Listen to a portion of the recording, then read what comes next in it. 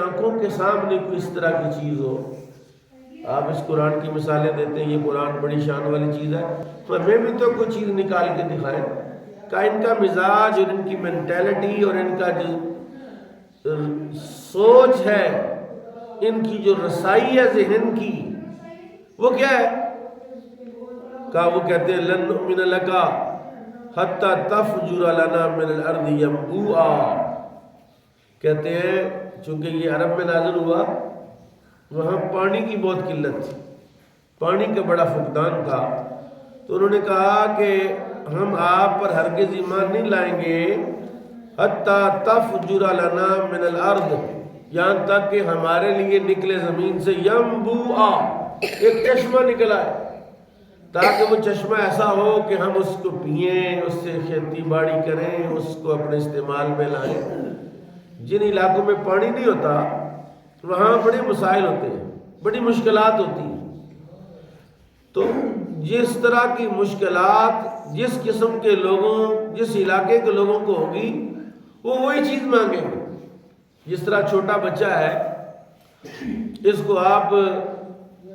1 کروڑ کی گاڑی لا دیں، اس کے مقابلے میں ایک چھوٹا سا چڑکنا لا دیں، چھوٹا سا کھلونا لا دیں، تو وہ گاڑی لے گا کہ کھلونا؟ تو کھلونا لے گا، وہ گاڑی کو جانتا ہی نہیں۔ اس کے کہ یہ بڑی پراپرٹی آپ کو دے دیتے ہیں، اس کے مقابلے میں آپ چھوٹا سا کھلونا لا دیں تو وہ کھلونے کی طرف جائے گا۔ فرمایا ان کی حالت یہ ہے کہ یہ تو چھوٹے چھوٹے کھلونوں سے بہل جاتے ہیں کہ او تکون لک جنت من نخیل وعنب،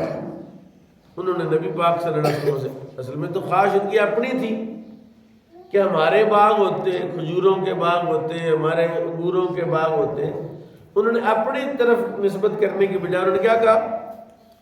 انہوں نے کہا نبی جو نبوت کا دعویٰ فرما رہے ہو، جن کے سینے پر یہ قرآن نازل ہو رہا ہے، آپ کا ہی کوئی باغ ہوتا کھجوروں کا، انگوروں کا،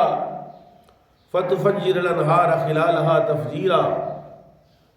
اور اس باغ کے بیچوں بیچ جو ہے وہ چشمے بہ رہے ہوتے، تو ہم مانتے ہیں کہ یہ اللہ کی طرف سے ہے، یہ ایک بڑی لاجواب چیز ہے۔ جو کھجوروں کا باغ ہے یا کوئی اس طرح کا کوئی جائیداد ہے، وہ کتنی دیر کے لیے؟ کسی بندے کی زندگی سال ہے، 50 سال ہے، 100 سال ہے، اب 100 سال اس نے انجوائے کر لیا کسی باغ کو، کسی حکومت کو، کسی اقتدار کو، بعد میں کہا جائے گا وہ تو ختم ہو جائے گا۔ لیکن قرآن ختم ہونے والی چیز، یہ ہمیشہ کے لیے ہے، ہمیشہ رہے گی۔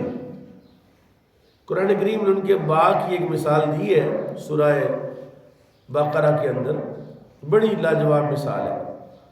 مسئلہ تو اس میں اللہ نے ایک اور سمجھایا، لیکن میرے اس مضمون کو بڑا وہ واضح کرتا ہے۔ فرماتا ہے ایود احدکم، تم میں سے ہر بندہ پسند کرتا ہے ان تکون لہ جنت من نخیل وعناب، کہ اس کا ایک باغ ہو جس میں کھجوریں ہوں، انار ہوں، تجری من تحتی الانہار، اس کے اندر نہریں جاری ہوں، لہ فیہا من کل الثمرات،